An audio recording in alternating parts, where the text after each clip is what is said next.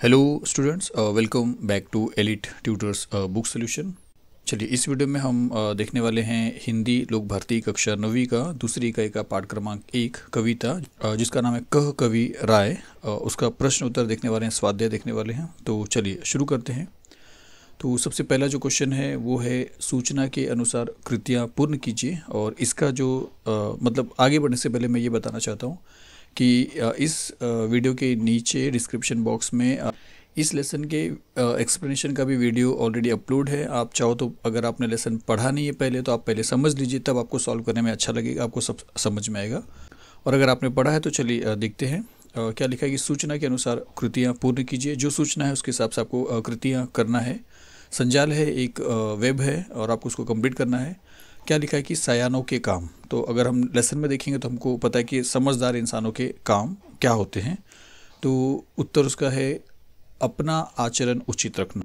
मतलब अपना जो आचरण है उसे सही रखना, उचित रखना, ये एक काम है। फिर दूसरा हम बोल सकते हैं कि यदि घर में धन बढ़ रहा है तो दोनों हाथों से दान देना। हमने कविता में देखा कि अगर नाव में जिस तरह पानी भर जाता है तो हम पानी को उछाल के बाहर फेंकते हैं, तो उसी तरह सयानों के काम ये भी होते हैं, समझदार इंसान के काम ये भी होते हैं कि अगर आपके घर में धन बढ़ रहा है, पैसा बढ़ रहा है, तो आप दोनों हाथों से दूसरों को दान दीजिए, मदद कीजिए। उसके बाद भलाई के लिए अपना सर्वस्व निछावर करना। मतलब निस्वार्थी हो के हमें दूसरे की भलाई करना, ये भी सयानों के काम है। उसके बाद लास्ट हम देख सकते हैं कि समाज में अपनी प्रतिष्ठा बनाए रखना, अपना जो इज्जत है उसे समाज में बनाए रखना। तो ये संजाल यहाँ पे ख़त्म होता है। चलिए प्रश्न क्रमांक पहले के बाद दूसरा प्रश्न देखते हैं। वहाँ पे उत्तर लिखिए। आपको बोला है, आपका क्वेश्चन है कि अपना शीश इसके लिए आगे करना चाहिए तो इसकी प्राप्ति होगी। आप अपना जो शीश है, अपना जो सिर है, किसके लिए आगे करोगे आप, और आपको उससे क्या प्राप्ति होगी। तो अगर हम पाठ में देखेंगे, कविता में देखेंगे, तो उसका उत्तर है कि अपना शीश पर स्वास्थ्य के लिए आगे करना चाहिए। मतलब अपने निस्वार्थ को छोड़ के दूसरों के फायदे के लिए हमें क्या करना चाहिए, अपने सिर को, अपने कदम को आगे करना चाहिए। उससे क्या होगा, आपको ईश्वर की प्राप्ति होगी। क्योंकि हमने कविता में देखा था कि राम का स्मरण करना चाहिए हमें, तो आपको ईश्वर की प्राप्ति होगी अगर आपने अपने स्वास्थ्य को छोड़ के या अपने स्वार्थ को छोड़ के आपने दूसरों की भलाई के लिए अपने सिर को, अपने कदम को आगे रखा है। तो इसका आंसर आपको सिर्फ इतना याद रखना है कि अपने शीश पर स्वास्थ्य के लिए आगे करना चाहिए तो ईश्वर की प्राप्ति होगी। चलिए इसके आगे देखते हैं दूसरा क्वेश्चन कि बड़ों के द्वारा दी गई सीख। बड़ों ने हमको जो सीख दी है इस कविता में वो हमको बताना है। तो उसका उत्तर है कि अपने चाल को सुचाल रखना। अपना जो चाल है उसको सही ढंग से रखना, सुचाल रखना, तथा अपनी प्रतिष्ठा बनाए रखना, और अपनी जो इज्जत है वो हमें बनाए रखना चाहिए। चलिए इसके बाद आगे चलते हैं। प्रश्न क्रमांक 3 में देखते हैं क्या लिखा है कि हाथ शब्द पर प्रयुक्त कोई एक मुहावरा लिखकर उसका वाक्य में प्रयोग कीजिए। मतलब आपको एक मुहावरा लिखना है और उसको वाक्य में प्रयोग भी करना है, और वो हिंट जो है वो है हाथ से आपको शुरू करना है। तो उसका उत्तर देखते हैं। मुहावरा है हाथ धोकर पीछे पड़ना, और जिसका अर्थ है कि किसी काम में जी जान से लग जाना। किसी काम के लिए आप दिलो जान से लग जाते हो, उसको बोलते हैं हाथ धोकर पीछे पड़ना। इसका वाक्य में प्रयोग हम देख लेते हैं कि वह इस नौकरी के लिए हाथ धोकर पीछे पड़ गया। आप अपना भी कुछ लिख सकते हैं।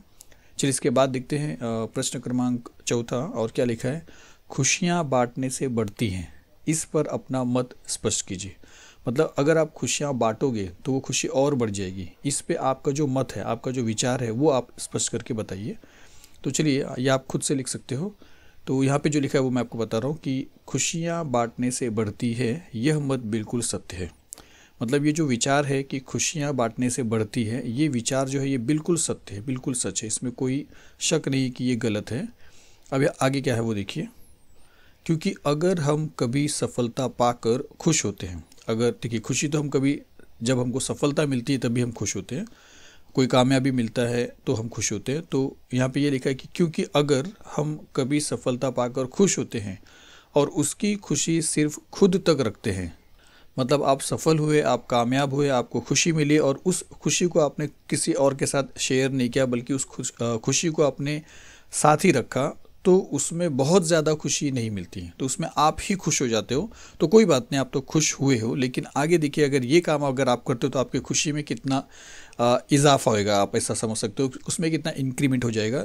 तो यहाँ पे देखिए क्या लिखा है कि लेकिन अगर हम अपने उस खुशी को अपने परिवार के साथ, अपने दोस्तों के साथ जब बांटते हैं, हमने अपने परिवार वालों को बताया, हमने अपने दोस्तों को बताया हमारी सफलता की खबर को, तो वह लोग भी इस खुशी में शामिल हो जाते हैं, तो वो भी आपके साथ शामिल हो जाते हैं, वो भी खुश हो जाते हैं।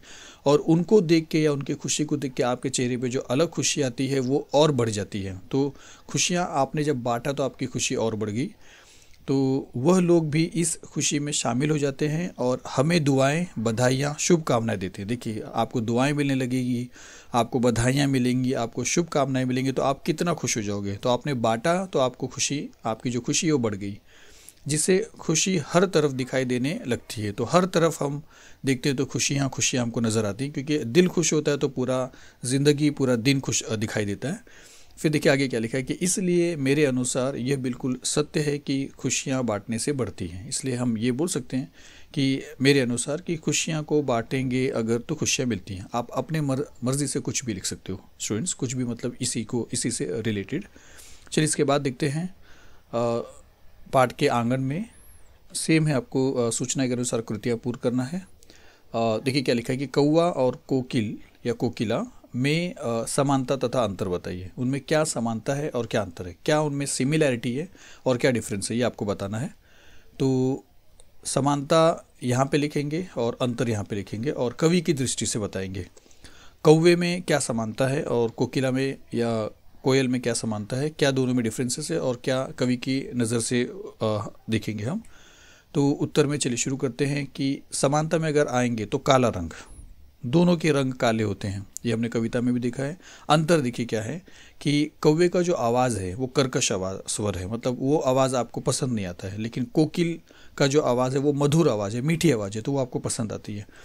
तो कवि की दृष्टि से क्या हो रहा है, इस कविता में भी हमने देखा था कि कर्कश आवाज़ मतलब गुणहीन, उसके अंदर कोई गुण नहीं है, तभी हम उसके तरफ आकर्षित नहीं हो रहे। लेकिन इसकी मधुर स्वर होने की वजह से उसके अंदर वो गुणी है, जिससे शुरुआत हुआ था इस पोएम का।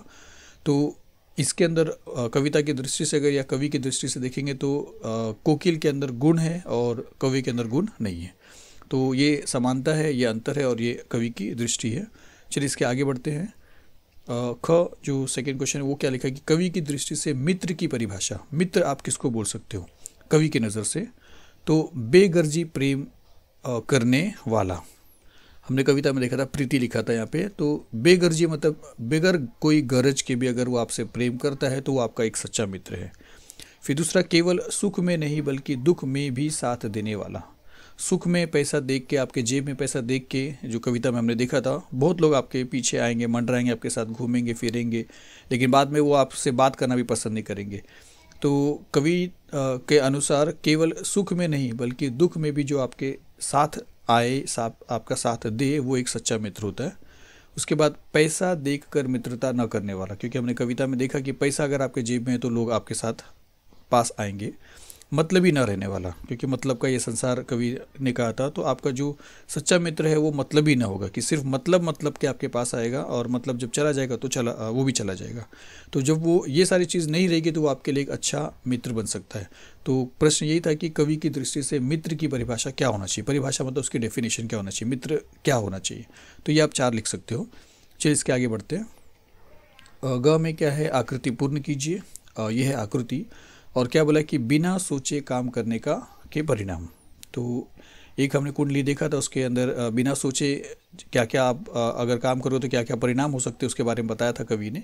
तो एक है उत्तर, चलिए एक है कि काम बिगड़ जाता है। अगर आप बिना सोचे कोई काम करोगे तो ज़रूरी नहीं कि वो काम हो ही जाएगा, ज़्यादातर चांसेस है कि आपके काम बिगड़ जाते हैं। आपको ये समझना है कि बिना सोचे समझे अगर आप कोई काम करोगे तो आपका काम बिगड़ सकता है या बिगड़ जाता है। दूसरा कि लोग आपके ऊपर फिर हंसते हैं क्योंकि काम आपका ख़राब हो गया, आपका इंसल्ट हो जाता है, फिर आपको पछताना पड़ता है, ये भी आप लिख सकते हो। और उसके बाद मन को शांति नहीं मिलती। आपने देखा था चित्त को शांति नहीं मिलती कविता में, तो वही मन को शांति नहीं मिलती है। तो ये 4 परिणाम है, रिजल्ट है, इफेक्ट्स है कि अगर आपने बिना सोचे समझे कोई काम किया है तो। चलिए आगे देखते हैं। क्या लिखा है कि कविता में प्रयुक्त तत्सम तद्भव देशज शब्दों का चयन करके उनका वर्गीकरण कीजिए तथा 5 शब्दों का वाक्य में प्रयोग कीजिए। आपको कविता में पूरे शब्द में से ढूंढना है कि तत्सम किसे बोलेंगे, किसे आप लोगे, तद्भव किसको लोगे और देशज। चलिए इसको थोड़ा सा आपको बता देता हूँ। उत्तर में चलते हैं। तत्सम, तद्भव और देशज मैं आपको बता रहा हूँ कि देखिए तत्सम क्या है कि कुछ देखिए जैसे दो भाषा है, एक संस्कृत है और एक हिंदी भाषा है। तो हम तत्सम किसको बोलते हैं? देखिए जो शब्द संस्कृत के भाषा में होते हैं उसी शब्द को अगर आप हिंदी भाषा में भी बोलते हो बगैर कोई चेंज किए हुए, उसी को हिंदी में भी वही बोलते हो, तो ऐसे शब्द को तत्सम बोलते हैं। जैसे दुर्जन, ये हिंदी भाषा में उपयोग किया जाता है, हिंदी भाषा में इसको बोला जाता है, लेकिन ये मूल जो है, ओरिजिनल जो शब्द है ये संस्कृत का है, तो इसको हम तत्सम बोल सकते हैं। क्योंकि हमने क्या किया है, इसका उपयोग हिंदी भाषा बोलने में किया है, जबकि ये है संस्कृत शब्द।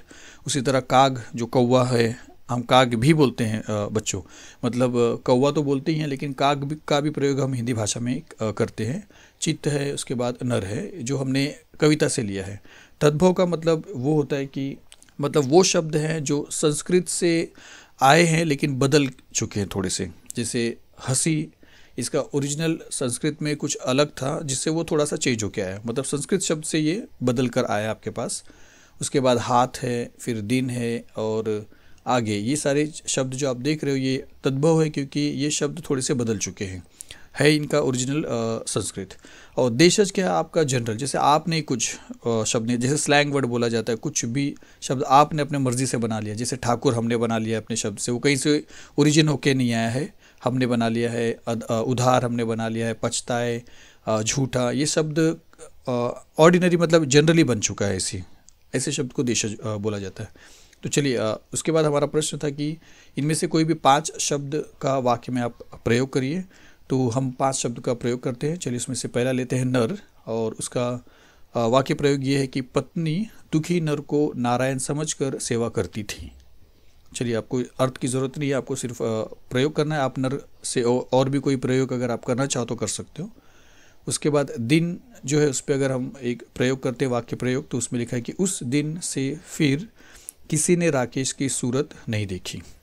चलिए 2 हो गया। उसके बाद तीसरा देखते हैं कि उधार, व्यापारी जाड़े में कपड़े उधार दे देते हैं। फिर चौथा देखते हैं हंसी, उसके चेहरे पे आखिर मैंने हंसी देख ही ली। आपको 5 करना है, एक और बचता है, वो देख लेते हैं। झूठा, रमेश के चेहरे पे झूठा गुस्सा था। चलिए ये प्रश्न यहाँ पे ख़त्म हो रहा है। आगे चलते हैं। तीसरे प्रश्न में क्या लिखा कि कवि के मतानुसार मनुष्य की विचारधारा निम्न मुद्दों के आधार पर स्पष्ट कीजिए। कवि के अनुसार मनुष्य की जो विचारधारा है इन मुद्दों पे क्या है, किस मुद्दे पे कि ऋण लेते समय उसकी क्या स्थिति होती है और ऋण लौटाते समय उसकी हालत क्या रहती है, उसका बर्ताव क्या रहता है। तो हमने कविता में देखा है कि ऋण लेते समय झूठ बोलता है, वो आपसे मीठी मीठी बातें करता है, झूठे वचन करता है, और लेकिन ऋण लौटाते समय क्या करता है, आपको मारने दौड़ता है, आपको बोलता है कि आपका जो कागज़ है वो झूठा है, आपको बताता है कि मैंने ऐसा कोई कर्ज लिया नहीं, मैंने ऐसा कोई उधार लिया नहीं, आप झूठ बोल रहे हो, ऐसी चीज़ें आपको बोलता है। तो चलिए ये कविता का प्रश्न उत्तर यहाँ पे ख़त्म होता है, और मिलते हैं नेक्स्ट कविता के प्रश्न उत्तर में जल्दी मिलेंगे। धन्यवाद बच्चों।